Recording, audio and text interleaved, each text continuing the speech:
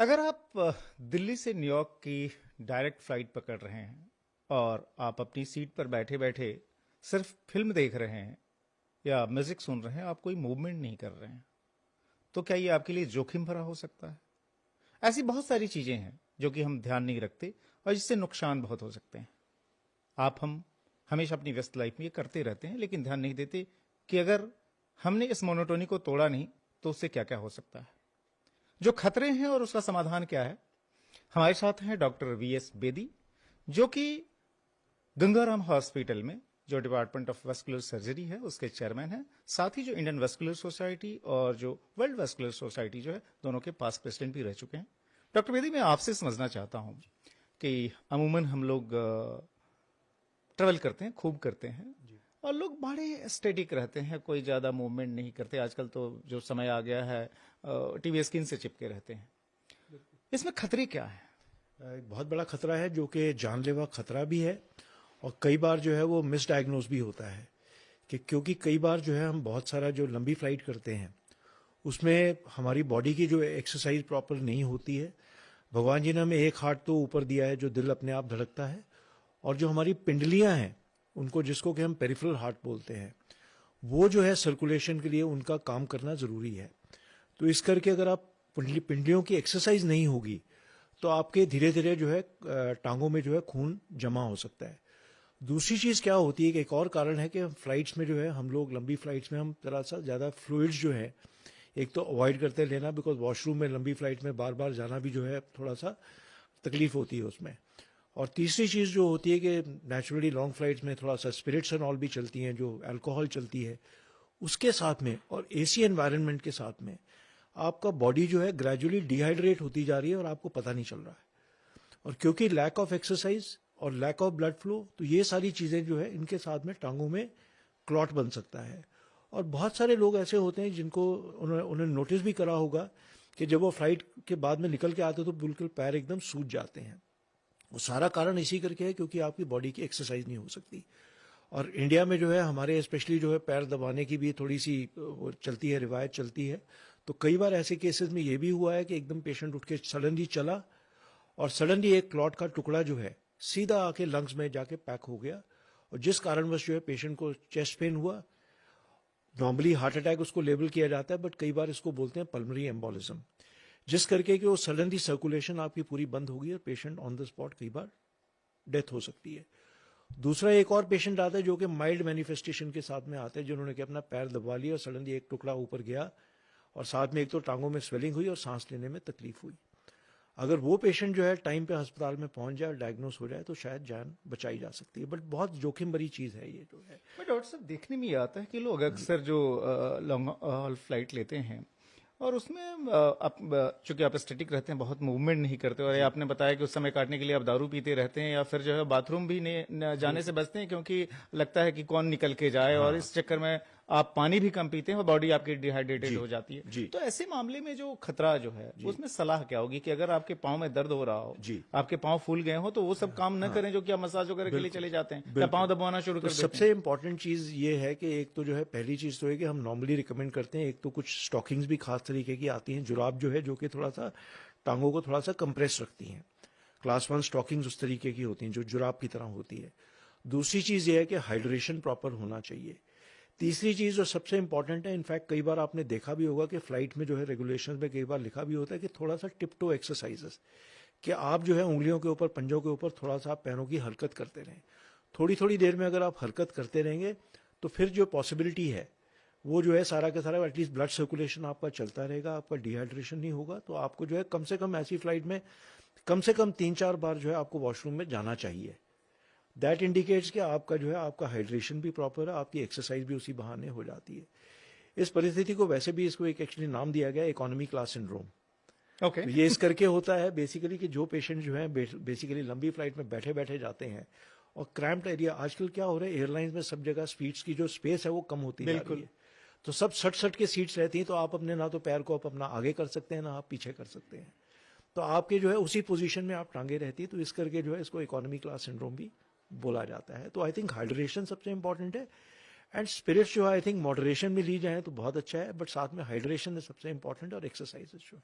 तो आपकी सलाह क्या होगी कि अगर आप मान लीजिए इकोनॉमी क्लास में ट्रेवल जी करते हैं जी और बल्क उसी में ट्रेवल करता है, बिजनेस बिल्कुल क्लास ऑब्वियसली जी काफी महंगी होती है, जी तो आप अगर इकोनॉमी क्लास में ट्रेवल कर रहे हैं जी तो आप आयल सीट लें इंस्टेड ऑफ विंडो, हमेशा जिसमें कि आपकी संभावना ज्यादा बिल्कुल होगी निकलने आयल सीट टहलने इज की। Always preferable, oil seat is always preferable because आपका थोड़ा सा जो लाइट है, रात का टाइम है, थोड़ी सी आप अपनी टांगे थोड़ी सी स्ट्रेच भी कर सकते हैं और आपको बीच बीच में थोड़ा सा आपको चक्कर लगाने में भी आसानी होती है।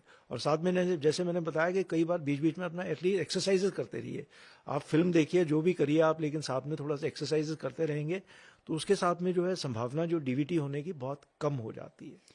डॉक्टर साहब, जो वस्कुलर एक ऐसा एरिया है जिसकी बहुत ज़्यादा चर्चा नहीं होती। हम जी लोग हार्ट एलिमेंट्स की बात कर लेते हैं, जी हम जो है ब्लड शुगर की बात कर लेते हैं, हम जी ब्लड प्रेशर की बात कर लेते हैं, लेकिन ये काफ़ी क्रिटिकल एलिमेंट है बहुत हमारी डेली लाइफ में। क्या वो सावधानियां बरतनी चाहिए? मान लीजिए जो है ऑफिस में भी हम लोगों के लॉन्ग सिटिंग आवर्स जी होते हैं, जी आजकल घरों में भी है कि लोगों ने एक्टिविटी कम कर दी है, नॉर्मली मोबाइल में खोए रहते हैं। बिल्कुल। क्या क्या कॉम्प्लिकेशन हो सकते हैं सो जिससे कि हमें बचने की कोशिश करनी जी चाहिए? सबसे पहली तो ये है कि इसको बोलते हैं लाइफस्टाइल लिमिटेशन। जो डिजीजेज हैं आजकल, बहुत सारी डिजीजेज जो है लाइफस्टाइल से रिलेटेड है। आपको आई डोंट नो मालूम है कि नहीं है, but India is the diabetic capital of the world.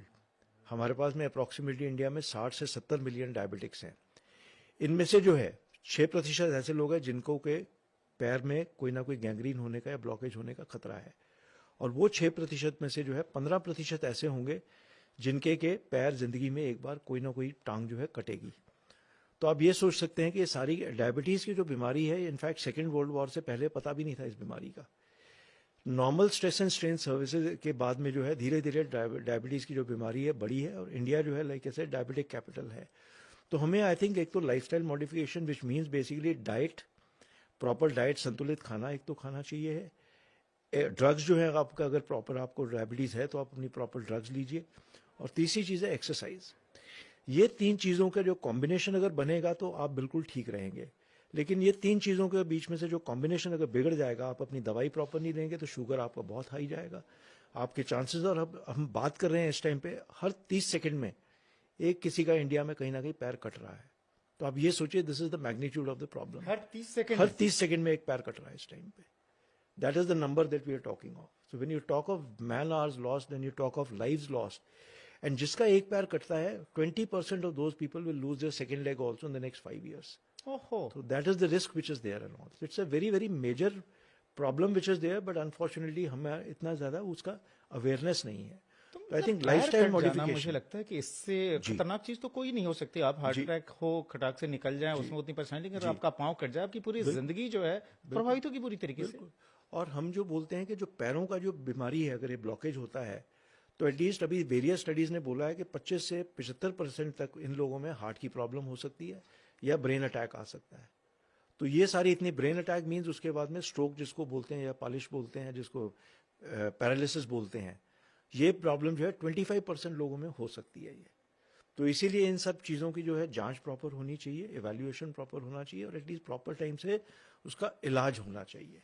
Doctor साहब, लेकिन आपने क्या देखा है, चूंकि इतने पेशेंट्स आप हैंडल करते हैं, वैस्कुलर सोसाइटी का प्रेसिडेंट भी रहे हैं, जी इंडिया में जो मोटे तौर पर इस मामले में कितने लोग कैजुअल हैं या कितने अलर्ट हैं? सिचुएशन कितनी गंभीर है? आपने 30 सेकंड का एग्जांपल दिया जी कि पैर कटते हैं, जी क्या जी अवेयरनेस आ भी रही है या लोगों का ध्यान बिल्कुल नहीं आ है? रही है, बट उस लेवल पे नहीं आ रही है जिस हिसाब से होनी चाहिए। हम लोग जैसे अब बोलते हैं कि स्मोकिंग के ऊपर बात करते हैं, स्मोकिंग के साथ में कैंसर होता है। सबसे ज्यादा स्मोकिंग के साथ में पैरों में ब्लॉकेजेस भी होते हैं। Young patient 25 years to 45 years में जो बीमारी है, जो जिसको हम बर्जर्स डिजीज या थ्रोम्बोएंजाइटिस ऑब्लिटरेंस बोलते हैं, ये सारी प्रॉब्लम स्मोकर्स में आती है। तो ये सारी चीजें जो है, स्मोकिंग के साथ में कैंसर तो होता ही होता है, बट टांगों में ब्लॉकेज आप इमेजिन करिए कि कैंसर का अगर आप डिटेक्ट हो रहा है तो एटलीस्ट आप फिर भी आप शायद बच सकते हैं, बट पैर कटने का जो है उसका कोई इलाज नहीं है उसके बाद में। 5 सिंपल टिप्स आप क्या देना चाहेंगे जो कि लोग अपने डेली लाइफ में उसको इंक्लूड करें और उससे इन खतरों से बच सकें? आई थिंक रेगुलर लाइफस्टाइल, जैसे हम लोग, I think we are the yoga capital of the world also. तो आई थिंक योगा जो है, योगा की जो थेरेपी है या एक्सरसाइज किसी भी तरीके की, आपको जो है सबसे पहले ये चीज़ करनी ज़रूरी है। संतुलित खाना आपको खाना है, कि रोज़ जो है अपना एटलीस्ट ये सारी जो चीज़ें हैं नॉन वेजिटेरियन में, रेड मीट जैसे बोलते हैं, अवॉइड करें।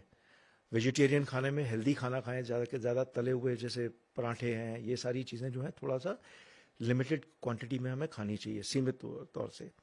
तीसरी चीज़ जो है, अगर आपको कोई जैसे ब्लड प्रेशर की बीमारी है, डायबिटीज़ है, तो इसको कंट्रोल करना बहुत ज़रूरी है। तो ये सारी चीजें, मैं वही बताया कि 3 पिलर्स हैं इस चीज के, जो कॉर्नर स्टोन है इलाज का वो है डाइट, ड्रग्स, एक्सरसाइजेस। ये 3 चीजों का अगर समन्वय आपका ठीक बनेगा तो आप जिंदगी में आप कोई प्रॉब्लम नहीं होगी। बट आप इनमें से तीनों का अगर बैलेंस आप खो लेते हैं तो वो जो है फिर प्रॉब्लम है लाइफ में जो है। डॉक्टर साहब, आपने इंडियन नेवी को बहुत लंबे समय तक सर्व किया। मुझे याद है कि आप 2001 में जो अर्थक्वेक आया था उसमें आप गुजरात भी गए थे, वहां भी आपने जो अर्थक्वेक पेशेंट जो थे उनको डील किया। फौज में काम करना, नेवी में काम करना, उसके बाद से जो सो जनरल पेशेंट्स को देखना, क्या फौज की कुछ डिसिप्लिन जो है सो जनरल लाइफ में भी लोग लेके आ सकते हैं जिससे कि बिल्कुल, आई इससे थिंक निदान मिले? फौज से जो है वो मेन चीज जो 30 साल में जो मैंने सर्विस करी है, जो उस हिसाब से जो है हम लोग, एक तरीका होता है कि आपको जो है आपकी थिंकिंग और आपका सारा का सारा जो अटेंशन होती है, आपको फोकस रहना होता है। एक आपको क्या काम करना है, आपका टारगेट क्या है, आपकी मिशन क्या है, उस हिसाब से जो है आप फोकस करके आप काम करोगे तो आप बिल्कुल ठीक रहेंगे। और हमारे साथ में भी यही होता है कि हमारा जो काम होता है, अब जैसे मैं सिविल में भी आ गया हूं, तो हमारा जैसे सुबह ऑपरेशन थिएटर या कैथ लैब में हमें काम करना है तो बिल्कुल 8 बजे पेशेंट लगना चाहिए टेबल के ऊपर, अपना काम टाइम से खत्म करना चाहिए। तो आई थिंक ये भी बहुत इंपॉर्टेंट है to find what we call work life balance. ये भी बहुत इंपॉर्टेंट चीज है हमारे लिए बेसिकली। तो वो हम कोशिश करते हैं कि एटलीस्ट किसी तरीके से जो है वो भी बैलेंस ढूंढ के उसके ऊपर चलें। डॉक्टर साहब, एक आखिरी चीज, vascular as a science, medical science का वो हिस्सा जिसके बारे में लोग शब्द तो जानते हैं लेकिन उसके मैग्नीट्यूड का अंदाजा नहीं लगता, तो अगर सिंपली अगर लोगों को समझाना हो तो ये है क्या? सी वैस्कुलर सर्जरी जो है बेसिकली हम जो है सारी नसों का, दिमाग से लेके यहाँ से लेके पूरा पैर तक, उंगली तक, हम उन सारी चीज़ों में जो नसों में ब्लॉकेजेस होते हैं, एक आर्टरीज होती हैं और वेन्स होती हैं। आर्टरीज जो है साफ खून पहुंचाती हैं और जो वेन्स होती हैं गंदा खून लेके जाती हैं। जो डीवीटी हम बात कर रहे थे वो गंदे खून की नसों की बात कर रहे थे। जो डायबिटीज से रिलेटेड प्रॉब्लम है, स्मोकिंग से रिलेटेड प्रॉब्लम है, ये सारा आर्टरीज में होती है जिनमें के ब्लॉकेजेस आते हैं। हार्ट अटैक का तो सबको मालूम है, लेग अटैक का लोगों को नहीं पता है। अभी मैं आते आते एक पेशेंट देख रहा था कि डॉक्टर साहब बता रहे हैं कि जी अभी मैं जो है महीना पहले बिल्कुल ठीक चल रहा था, अभी जो है मैं 50 कदम चलता हूँ, 100 कदम चलता हूँ तो पूरा टांगों में जो है मेरा चल नहीं पा रहा, मैं रुक रहा हूँ, 10 मिनट रुकता हूँ फिर उसके बाद थोड़ा सा चलता हूँ। वो इंडिकेट करता है कि लेग अटैक आ गया आपको। तो ये बिल्कुल उसको सीरियसली लेना चाहिए।